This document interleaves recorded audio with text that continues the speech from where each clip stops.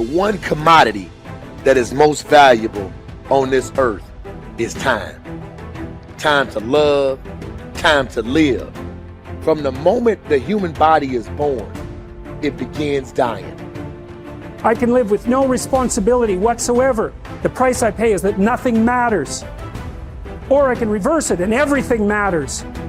But I have to take the responsibility that's associated with that. And so if your life isn't everything it could be, you could ask yourself, well, what would happen if you just stopped wasting the opportunities that are in front of you? What is death?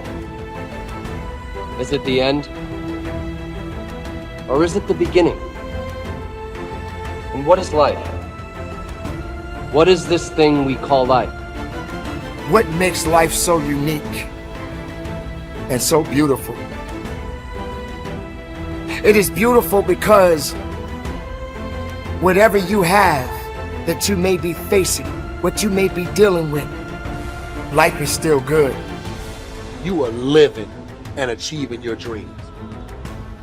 Find time to better yourself, read, explore, research, live life, do things you've never thought of doing before. That's what it's all about.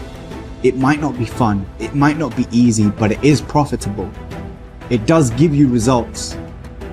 Think about all of the great people that we admire in our society and the things that they must have had to go through in order to make it look effortless. And one day you're gonna be great, but you think you got time. You think you got time. AET 3 years from now, 5 years from now. I'm telling you, you deserve to be great now. And not only do you deserve to be great, there's some people in your life. You must be yourself if you want to experience your true purpose in life. If you're different, be different. Be different and do it with pride. If someone doesn't like it, if many people don't like it, who cares? Your life would feel better and richer if you had a goal, you chased that goal, you accomplished some things, and you would get this boost of confidence, you'd get this boost of self-esteem, like whatever it is that you're going to do. Learn from what you've just done, move forward. Learn from what you've just done, move forward. Repeat, repeat, repeat, all the way forward until one day you're going to get to the end of that tunnel and you're going to see the light. You need to take massive action. And if that doesn't work, try something else. If that doesn't work, try something else.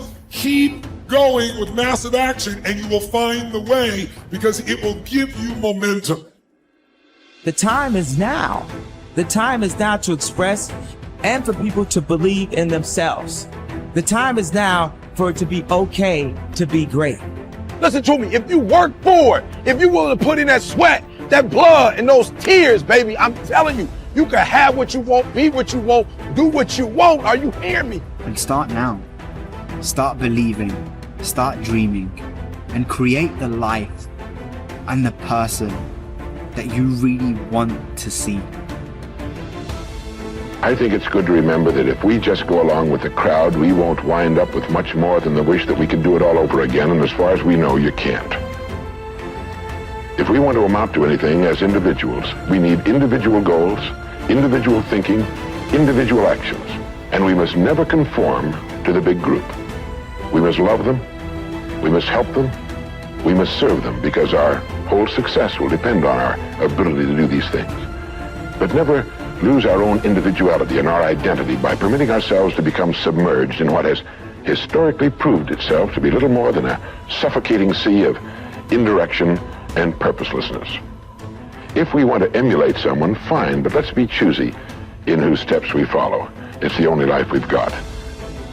And remember to think. Imagination is everything, and we can become what we can imagine. If you find yourself getting depressed and down at the mouth, as we all get once in a while, you might want to remember this quotation by Dean Briggs. He said, "Do your work. Not just your work and no more, but a little more for the lavishing's sake. That little more which is worth all the rest. And if you suffer as you must, and if you doubt as you must, do your work. Put your heart into it, and the sky will clear. And then out of your very doubt and suffering will be born the supreme joy of life." Believe it or not, in an age when we've come to nearly deify leisure time, we've almost lost sight of the fact that virtually all our satisfactions, rewards will come not from our leisure, but from our work. And don't forget the strangest secret. We become what we think about. But if you want to begin to move into your own personal greatness, If you want to begin to really enjoy a happy, successful, healthy life, you've got to be willing to go against the tide. You've got to be willing to harness your will and say, in spite of this, I'm in control here. I'm not going to let this get me down. I'm not going to let this destroy me. I'm coming back, and I'll be stronger and better because of it. You have got to make a declaration that this is what you stand for. You're standing up for your dreams. You're standing up for peace of mind. You're standing up for health.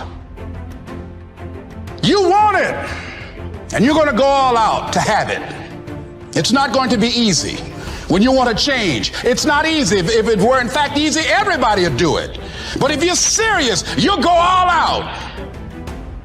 So yes, I'm going to turn this situation around. I'm not going to sit back and moan and cry over what happened and what went wrong and who did what. I'm going to do something about this situation. The way to transform yourself is through your work. Now, I know this runs counter to our prevailing cultural prejudices. Work is too ugly, too boring, too vain. Self-transformation, we think, comes through a spiritual journey, therapy, a guru who tells us what to do, intense group experiences and social experiences and drugs. But most of these are ways of running away from ourselves and relieving our chronic boredom. They're not connected to process, and so any changes that occur don't last. Instead, through our work, we can actually connect to who we are instead of running away.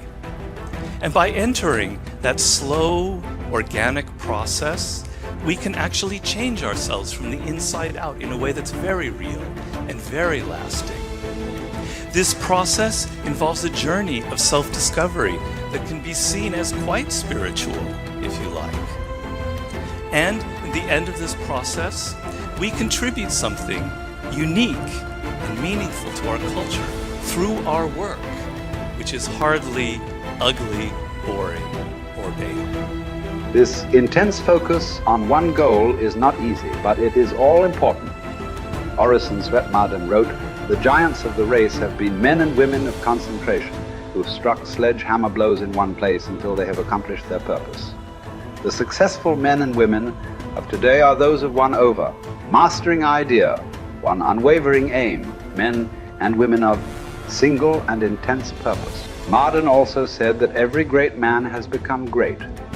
Every successful man has succeeded in proportion as he has confined his powers to one particular channel. Single-minded concentration in the direction of your dreams will intensify your desires and increase your emotional drive toward your goal. This intensity of concentration will activate the law of attraction and begin to attract people and opportunities into your life to help you to achieve your goal. The more you think about your goal, the more it will come to dominate and direct your life. The more you think about it, the more rapidly you will move toward it, and it will move toward you. Great men and women are those who absolutely believe that they are put on this earth to do something wonderful with their lives.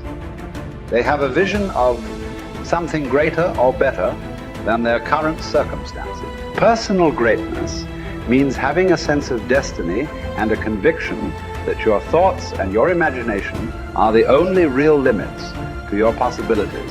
William James said, compared to what we ought to be, we are only half awake. We are making use of only a small part of our physical and mental resources. Stating the thing broadly, the human individual thus lives far within his limits. He possesses powers of various sorts which he habitually fails to use. The founder of Success magazine, Orison Swett Marden, once said, "There are powers inside of you, which if you could discover and use, would make of you everything you ever dreamed or imagined you could become."